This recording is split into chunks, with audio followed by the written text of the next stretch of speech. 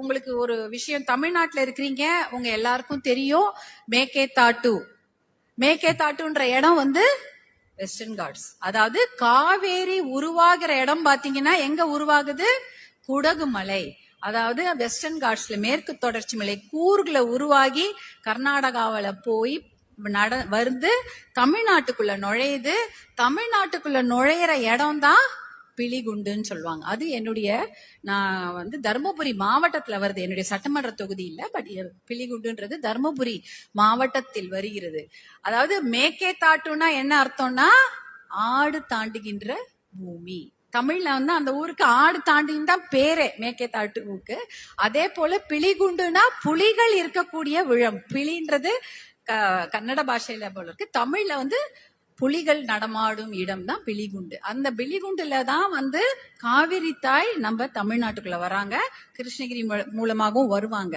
அப்போ உள்ள அங்க நுழைஞ்சு ஒகேனக்கல் நீர்வீழ்ச்சி நிறைய பேர் போயிருப்பீங்க. ஒகேனக்கல் ஃபால்ஸ்ல அந்த காவிரி வந்து கொட்டி, அதுக்கப்புறம் வந்து சேலம், அப்புறம் பெண்ணாகரம், அந்த பெண்ணாகரம், தர்மபுரி, சேலம், மேட்டூர் டேம ஃபில் பண்ணுவாங்க. அந்த காவிரி தாய் தண்ணியாக மேட்டூர் டேம் போயிட்டு, அதுக்கப்புறம் ஈரோடு, கரூர், நாமக்கல், அதுக்கப்புறம் வந்து திருச்சி, கல்லணை, இதுக்கெல்லாம் போயிட்டு அதுக்கப்புறம் கடைசியா தான் வந்து பூம்புகார்ல தான் அவங்க முடிஞ்சு கடலுக்கு போறாங்க. இதுதான் ரூட் மேப். இதுல பாத்தீங்கன்னா அவங்க காவிரி தாய் ஓடுற இடம் கர்நாடகால இருக்கு இல்லையா, அது முழுக்க முழுக்க சரணாலயங்கள் இருக்கக்கூடிய பகுதி, வைல்ட் லைஃப் சாங்சுவரிஸ் அதிகமாக இருக்கக்கூடிய பகுதி. அதாவது அந்த காவிரி பேசின் இருக்குல்ல, அந்த காவிரி பேசின் சுத்தி இந்த பக்கமும் இந்த பக்கம் சரணாலயங்கள் நிறைய இருக்கிறது. குறிப்பாக காவேரி வைல்ட் லைஃப் சாங்சுவரி, வனவிலங்கு சரணாலயம், காவேரி சரணாலயம். அதே போல மாதேஸ்வரன் மலை சரணாலயமும் அதை சுத்தி தான் இருக்கிறது.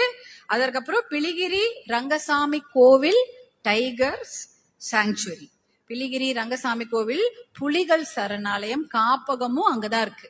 கிட்டத்தட்ட காவிரியை சுத்தி இததான் இருக்கு. இப்ப மேகேதாட்டுன்றது தமிழ்நாட்டுல இருந்து ஒரு 4 கிலோமீட்டர் தூரத்துலதான் இருக்கு.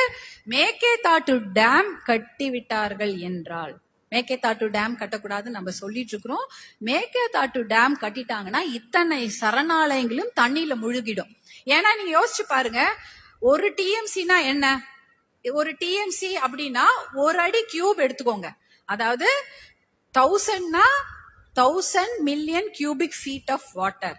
1000 என்றால் 3 0, மில்லியன் என்றால் 10 லட்சம், 1 லட்சம்னா 5 0, 10 லட்சம்னா 6 0. இந்த 6 0வும் 1000ல இருக்கிற 3 0 சேர்ந்தா 9 0. அப்ப ஒரு அது கியூபிக் ஃபீட்னா ஒரு அடி இருக்கு இல்லையா, ஒரு அடி ஸ்கேல். அந்த ஒரு அடி ஸ்கேல்ல நீங்க வந்து ஒரு கியூப் பண்ணிட்டீங்கன்னா அதுதான் ஒரு கியூபிக் ஃபீட். நம்ம சொல்றது கிட்டத்தட்ட ஒரு டிஎம்சினா கிட்டத்தட்ட இந்த 1 பக்கத்துல 9 0 போட்டுக்கணும், அத்தனை தண்ணி. அப்ப அந்த ஒரு அடி கியூபுக்குள்ள எத்தனை தண்ணினா 28 லிட்டர் பிடிக்கும். அப்ப 28 பக்கத்துல இத்தனை ஜீரோவும் போட்டுக்கோங்க, 9 0 லிட்டர் ஆஃப் தண்ணி தான் ஒரு டிஎம்சி தண்ணி. இத்தனை டிஎம்சி தண்ணி எங்க தேக்கி வைப்பாங்க? அதுக்கு டேம் கட்டினாங்கன்னா எங்க தேக்கி வைக்க முடியும்? இது வந்து மேகேதாட்டுல அவங்க கட்ட போற டேம் உடைய அளவு எவ்வளவு தெரியுங்களா? 70 டிஎம்சி.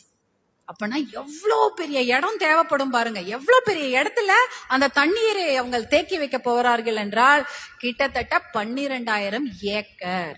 12,000 ஏக்கரும் தண்ணீரில் மூழ்கிவிடும். அந்த தண்ணீர்ல மூழ்கும் போது என்னெல்லாம் அதுல மூழ்குது தெரியுங்களா? நான் சொன்ன இத்தனை வைல்ட் லைஃப் சாங்சுவரிஸும் அதுல மூழ்கிடும். புலிகள் முழுகிவிடும், கரடிகள் முழுகிவிடும். 4 கொம்பு மான் என்பது அந்த இடத்துல மட்டும்தான் இருக்குது. எங்க மேகேதாட்டு நான் சொல்றேன்ல, அந்த இடத்துல மட்டும்தான் இருக்கு. அந்த 4 கொம்பு மான்லாம் அதுலயே முழுகிடும். அதுக்கப்புறம் பாத்தீங்கன்னா சாம்பல் நிற மலை அணில் அப்படின்னு சொல்லுவாங்க. அணில் ஒரு ஸ்பெஷல், அது வந்து ரொம்ப வெளியூர்ல எல்லாம் பார்க்க முடியாது, அங்க மட்டும் தான் பார்க்க முடியும். அந்த அணில்லாம் அந்த தண்ணியில முழுகிடும். அப்புறம் வந்து இந்த நீர் நாய் சொல்றாங்க இல்லையா, ஸ்மூத் கோட்டட் ஆட்டர்ஸ், நீர் நாய்கள் தண்ணியில முழுகிடும். அப்புறம் ஒரு நீர் மருது மரங்கள் அந்த பகுதியில மட்டும்தான் அது இருக்குது, அர்ஜுனா ட்ரீன்னு சொல்லுவாங்க. அந்த மரங்கள்லாம் கிட்டத்தட்ட 300 வருடம் பழமையான மரங்கள், அத்தனையும் அந்த தண்ணீர்ல முழுகிடும். அதே போல மகாசீர் அப்படின்னு ஒரு மீன் இருக்கு, உங்க எல்லாருக்கும் தெரியும். மகாசீர்ன்றது ஃப்ரெஷ் வாட்டர் ஃபிஷ், அந்த மயில் கெண்டைன்னு சொல்லுவாங்க தமிழ்ல. அங்கதான் அந்த மீன்கள் இருக்கு, அதுவும் தண்ணியில முழுகிடும்னா ஏன்னா அவ்வளவு பெரிய டேம் தண்ணியில எல்லாம் அது சர்வைவ் ஆகாது. உங்களுக்கு தெரியும் அது எப்படி, அதுக்குன்னு ஒரு அளவுகோல் இருக்கும், அதுல எல்லாம் இருந்தாதான் அது இருக்கும். அதுக்கு சரியான இதெல்லாம் இல்லைன்னா அந்த மீன்கள்லாம் வளராது. இப்படிதான் இருக்கு. இத்தனை விஷயங்களும் தண்ணீரில் மூழ்கி விடும். அப்ப தண்ணீர்ல மூழ்கிடுச்சுன்னா, ஒரு காட்டையே நீங்க தண்ணீர்ல மூழ்கிட்டீங்கன்னா மழை வருமா? ஏற்கனவே மழை வரல, எப்படி மழை வரும்? காடுகளை அழித்து விட்டால் மழை வராது. அப்புறம் நீங்க எத்தனை டேம் கட்டினாலும் தண்ணி இருக்காது. அதுதான் உண்மையான விஷயம். ஏற்கனவே கர்நாடகால 4 டேம் இருக்கு. கேஎஸ் அதாவது கிருஷ்ணராஜசாகர் டேம், கபினி, ஹாரங்கி, ஹேமாவதி 4 டேம் இருக்கு. அதுல 115 டிஎம்சி தண்ணீரை அவர்கள் சேமித்து வைக்க முடியும். இந்த மேக்கேதாட்டுவை கட்டி விட்டார்கள்னா 185 டிஎம்சி தண்ணீரை அவங்க தேக்கி வச்சுட்டாங்கன்னா தமிழ்நாட்டுக்கு தண்ணி வராது. ஏன் தெரியுங்களா? நான் அரசியல் சொல்ல வரல. இது எக்கலாஜிக்கல் இம்பேலன்ஸ் பத்தி மட்டும் இல்ல, எக்கலாஜிக்கல் டிசாஸ்டர் அதை பத்தி தான் இங்க சொல்ல வரேன். இத்தனை மிருகங்களும் தண்ணீரில் மூழ்கி விட்டா மழை வராது, காடு அழிஞ்சிச்சுன்னா மழை வராது, நமக்கு தண்ணி முதல்ல வராது. நீங்க காவிரியை சும்மா விட்டீங்கனாலே அது ஒழுங்காவே நம்ம ஊருக்கு வந்திருக்கும். அங்க டேம கட்டி தண்ணியை சேர்த்து வச்சுட்டா தமிழ்நாட்டுக்கு தண்ணி வராது. தமிழ்நாட்டுக்கு தண்ணி வரலன்னா என்ன ஆகும்? டெல்டா பாலைவனமாகிவிடும். டெல்டான்றது எல்லாருக்கும் தெரியும் இல்லையா? டெல்டா பகுதியில் என்ன விளையுது? நமக்கு நெல் விளைகிறது, நமக்கு அங்கதான் உணவு உற்பத்தி ஆகி வருகிறது. அப்ப அரிசியோ பருப்போ காய்கறிகளோ இல்லை என்றால் நாம எப்படி சாப்பிடுறது? டெல்டா பாலைவனமாகிவிடும். அது ஒரு விஷயம். விவசாயத்துக்கு தண்ணி கிடைக்காது. அடுத்த விஷயம், நமக்கு குடிக்கிறதுக்கே தண்ணி கிடைக்காது. குடிக்கிறதுக்கு தண்ணி கிடையாது. ஏனென்றால் காவிரியை நம்பிதான் நிறைய வாட்டர் சிஸ்டம்ஸ் நம்ம பண்ணி வச்சிருக்கோம். காவிரி உபர்நீர் திட்டம், காவிரி தர்மபுரி ஒக்கநேக்கல் கூட்டு குடிநீர் திட்டம். சென்னைக்கு எங்க இருந்து தண்ணி வருதுன்னு நினைக்கிறீங்க? சென்னைக்கு நம்ம எல்லாம் தண்ணி குடிக்கிறோம்ல, எந்த தண்ணி வருது? வீராணத்துல இருந்து தண்ணி வருது. வீராணத்துக்கு எந்த தண்ணி வருது? காவிரி தண்ணி தான் வருது. இப்ப காவிரியில அங்க டேம கட்டி தண்ணியை நிறுத்திட்டாங்கன்னா சென்னைக்கும் தண்ணி வராது. அதே சமயம் காவிரி குண்டார் இணைப்பு திட்டம்னு ஒண்ணு இருக்கு. அது நினைச்சிட்டு இருக்கிறோம் சவுத், அதாவது தென் தமிழ்நாட்டுக்கெல்லாம் காவிரி ஏன் வரப்போகுது? அது எங்கேயும் இங்க இருக்குது, இந்த ஓரத்துல நம்ம இருக்கிறோம். அப்படி இல்ல, காவிரி குண்டாறு இணைப்பு திட்டத்திலயும் காவிரி தண்ணி தான் அங்க போகுது பாதி ஊருக்கு. இப்படி காவிரி இல்லை என்றால் 28 மாவட்டங்கள் அவுட் ஆஃப் நம்ம ஊர்ல இருக்கிற மாவட்டங்களை 28 டிஸ்ட்ரிக்ட்ஸ்ல தண்ணி வராம போயிடும். ரொம்ப கஷ்டம்.